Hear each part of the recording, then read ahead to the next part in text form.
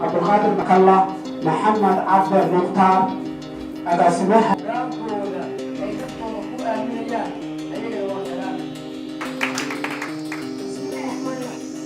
محمد اسماعيل حاجي وعلي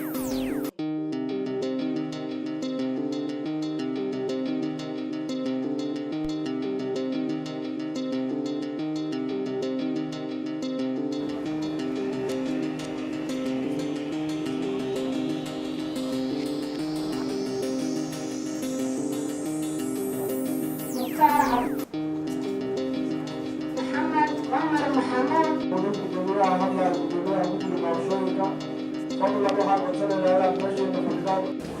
هذا موسى بولاد وعليسي وأنا عسكري مركب وعن شيء ما أسكت له واحد من أنا صامت عندي كوكولة كوكولة هي عندي لكوكولة هي واحد مع سؤال كل ما تقول له واحد طلع على صندوقها ما دام على تلفونه وكاس وما فرّه وأبو كلية وأوجدي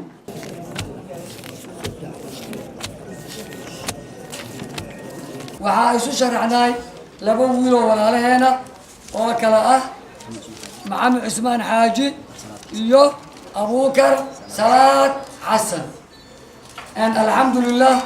ilaahay maadii wareegga hore doorashadu wuxuu ku gabagaboobay si nabadgelyo ah oon buug iyo dhibaato lahayn oo sidii loogu talagalay ay ku dhammaatay waxaa guud ahaan codaysay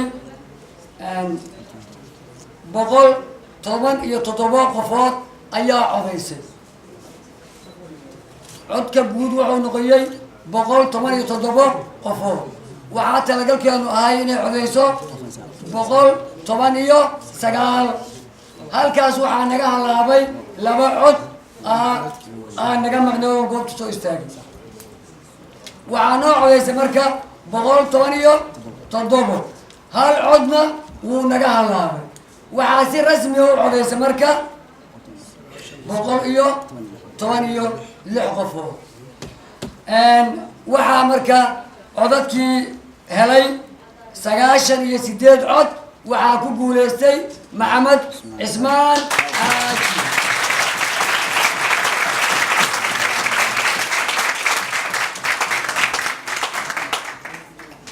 madaalaha aan ka yaraysan oo asina dadaalay wuxuu helay codkii ku xigay oo ahay 18 cod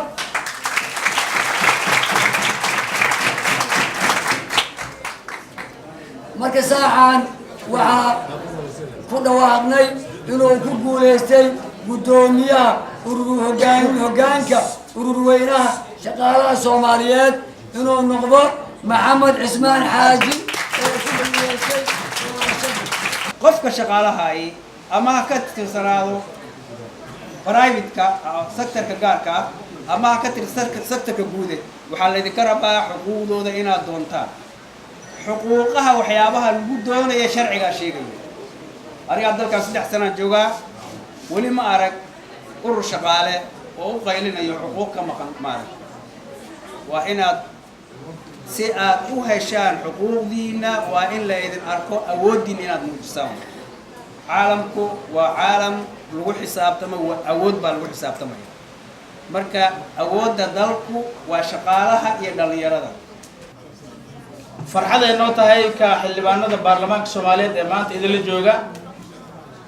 annagoo leh shaqo baarlamaan maanta oo aan halkaan u joogno farxad weyn ay noo tahay inaan ka soo qayb galno barnaamijkan qiimaha leh waana xil aad noo igmateen inaan idinku matalno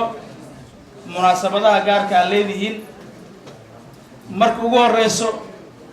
waxaan u mahadcelinayaa guddigii doorashada maanta qabaqaabiyey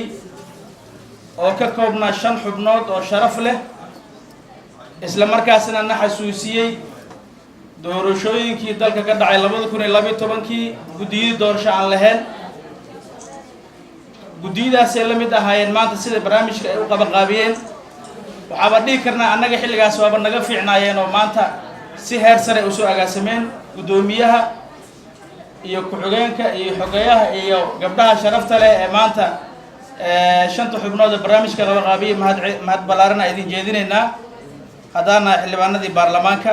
shaqaa gudateen ilaahay abaalmarina idinka sii insha allah. marka kale waxaan u hambaleynayaa xubnihii maanta la doortay kala ahaa guddoomiyaha cusub ee la doortay iyo xogeyaha guud cusub ee la doortay. waxaan rajaynayaa insha allahu waxyaabahan u qaban doono ururkan ururweynaha Soomaaliyeed ee shaqaalaha inaan kulamada dambe iyo inaan sheego, laakiin waxa ugu horeeya ay tahay in xuquuqda shaqaalaha Soomaaliyeed aynu dhowrno. sidaad ogtihiinba